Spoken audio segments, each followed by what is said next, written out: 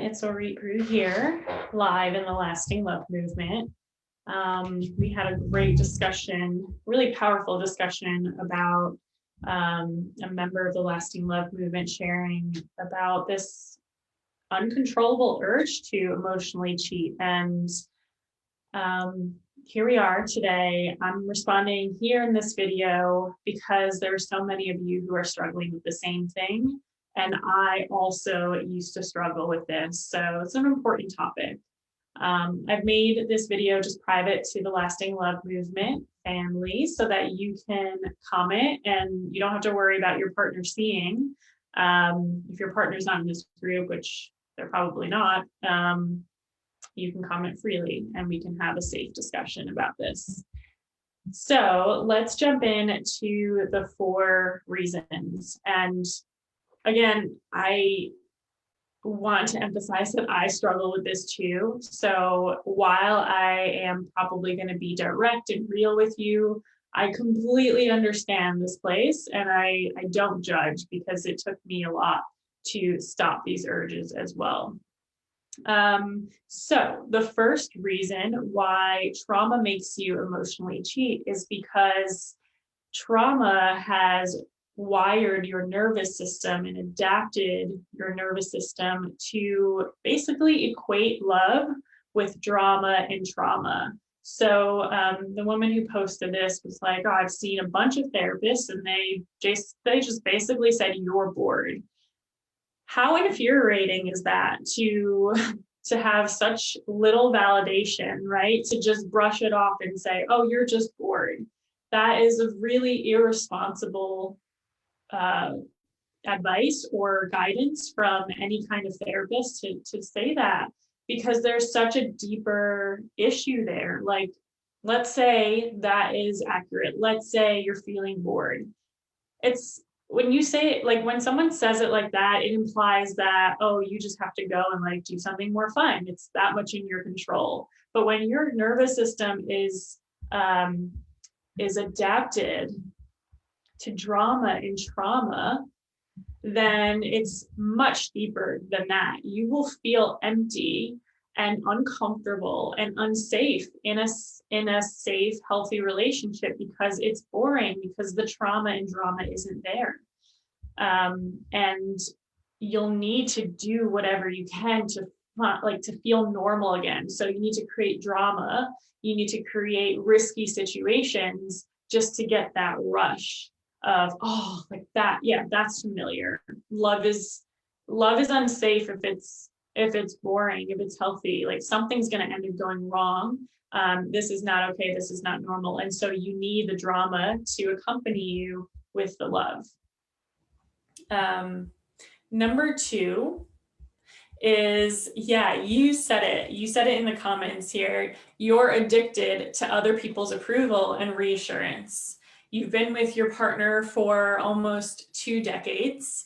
And at first their reassurance and their approval of you was satisfying, but it is like a drug. You know, this is kind of boring now. It doesn't really give you that rush or that hit that you used to get from your partner because you've been together for so long. And so now you need to find a different drug or a stronger hit or something somewhere outside of your relationship that will actually cause that sensation in your body of like, oh, okay, good. Like I'm satisfied. Because when we experience trauma, our bodies are often disconnected and numb, and we don't feel alive in there. And that makes us feel numb and bored, right? Bored, and not alive in our relationship. And so you're constantly seeking for that hit of fire, hit of aliveness or spark outside of your relationship, because honestly, that's it's safer that way. And we'll get into that with the next point. When really you have to feel that in yourself. You have to re-spark the fire within your body, within yourself first, and connect back in and feel that aliveness within you. That's one of my favorite pieces of feedback from a former client of Let Love In. She's like, I came here to resolve my sexual intimacy with my partner, and I got so much more. I actually feel alive for the first time ever.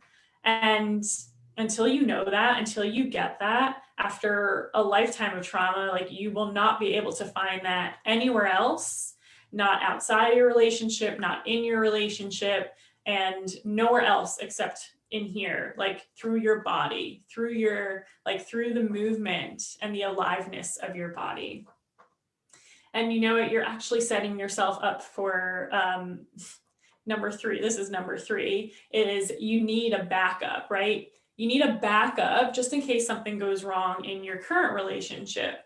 Even though you know in your mind that things are safe and things are fine, you actually have a healthy relationship, you need a backup in case something goes wrong in your current, you know, with your current partner. This is a self-protective mechanism because with trauma, you now have the belief stored in your body that love ends in hurt, rejection, abandonment, you know, whatever happened to you in the past, and you need a safety net. This is also kind of similar for anyone who's like hoarding some finances on the side just in case I need to leave, right? You're doing something to protect yourself from being all in your relationship, which serves to protect you and also hurt you because you'll never experience that full capacity of love and connection and like really deep intimacy and closeness with your partner.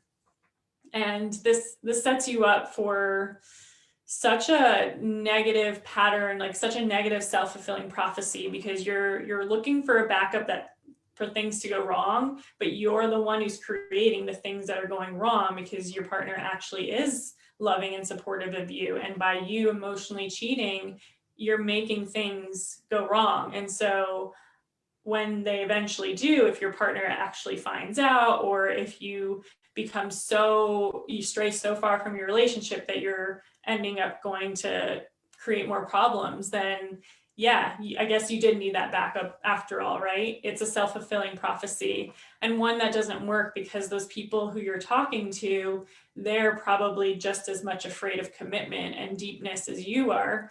And once you're available and you're like, hey, great, like we can do this now, even though that's probably not what you really want, they're like, oh, well, that's not exciting anymore. You know, this isn't as exciting because you're not attached anymore. This happened with another different former client of Let Love In, who was emotionally cheating on her husband for a long time. And it was because she was always a good girl in her life. Like she grew up with parents who never allowed her to express herself negatively, meaning like you can only be happy, you can only sit pretty and, you know, be cheerful. And so she always had to hide those emotions. And even though she was with she still is, she's with a loving, supportive husband today, she always felt like she had to put on a good girl mask. And because of that, she was never truly seen in her relationship. And she got under the belief that she had to look for a safer place elsewhere to finally be herself, even though she had it right in front of her. And this almost sabotaged their entire marriage. And it wasn't until she rewired her nervous system and allowed her body to believe it is safe. You know, it is safe to really be herself. Her husband is not her father or her mother, and she's not a child anymore, even though, you know, that inner child like lives in her. But she actually could go back and repair those experiences from childhood and start expressing herself and, you know, being bigger and taking more space and being more confident in her body so that she could be that in her relationship and not be under the false belief that she has to look for it elsewhere. Number 4 is that you already know all these things. You already know why you do this, why you emotionally cheat, why you stray. And the problem isn't that you don't know why, it's that you can't make a change in your behaviors. So all of this understanding intellectually, everything you know in your mind is like, you know exactly why your past trauma is making you emotionally cheat today. But that addiction, that urge just kind of takes over you and you're back doing it again. And there's no amount of understanding intellectually or cognitive awareness that's going to change your physical behaviors. Your body needs to be on board. Your nervous system needs to be on board, because this is not coming from a place of, boredom or anything superficial like that. This is a deep primal issue. This is old trauma that is controlling you and hijacking your behaviors in the moment. And you really need to rewire your nervous system to feel safe in even a boring, non-dramatic relationship. And until you actually feel that safety with your partner who is loving and supportive, you're going to continue to impulsively sabotage your relationship. And I have an amazing free training on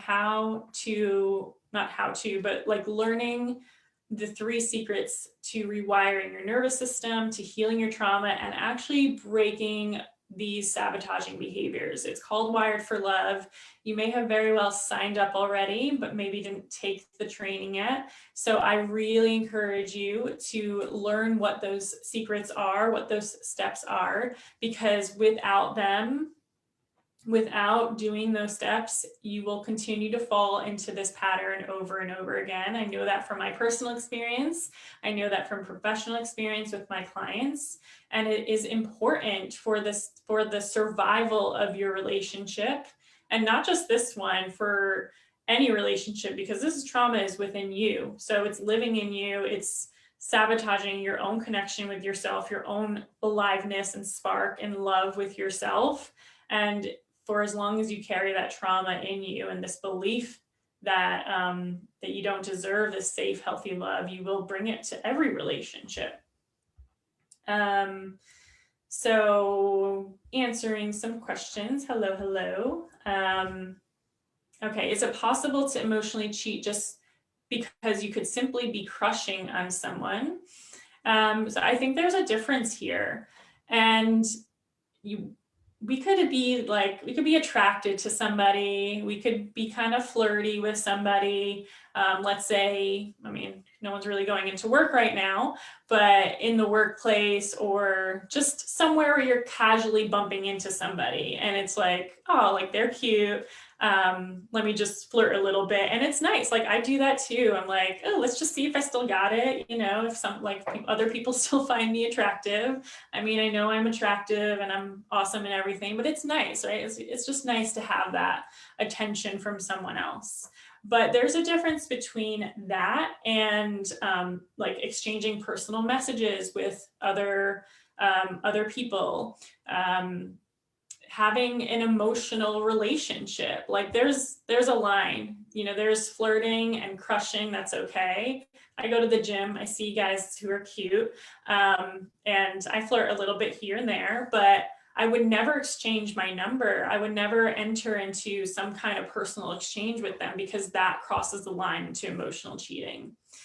So I don't know if that answers your question, but it's really like asking yourself, is this just innocent, unharmful flirting, or is this something that's really sabotaging having a deeper connection with your partner? And is it because of one of the reasons we just talked about? Do you have unresolved trauma, and is it serving you to keep your trauma patterns going? Yes, I can tag you in that link. What if it is your man that emotionally cheats? Yeah, I would recommend someone to you, because I don't personally really go into helping people with partners who emotionally cheat. I'm more helping the partners who are dealing with unresolved trauma, who are emotionally cheating themselves, or afraid of their partner emotionally cheating when their partner really isn't. So I'll tag you, or I will respond to your comment with somebody who can give you more insight on that. See if there's any other questions. Hey, Christine. Hey, let me see. Where's all the comments? Let me know if you have other questions. We're helping. Let me mute myself there. Hey, Pallavi. I saw your comment and I was like, I think I saw that. So I'll see if there's any more questions here. And if not, I'm going to leave the link for the training again, you have to actually take it to start creating a change. And if you've taken the training, you can send me a private message about my Let Love In program, where you would actually be able to release the trauma from your body and rewire your nervous system so that you can really break these patterns, these urges that are only serving you to sabotage the relationship that you've really always wanted, that you've always desired, and having healthy love. And again, a lot of this is a matter of being disconnected from yourself, numbing, trying to just like find anything outside of you to light you up. And that's always going to lead you down a dark road. It's not sustainable, and it will end up in a lot of chaos and tragedy, right? Like it can lead to divorce, to just being medically unwell. That was the question. That was the word, being medically unwell, of like always being under the stress of finding, never feeling settled and calm in your nervous system.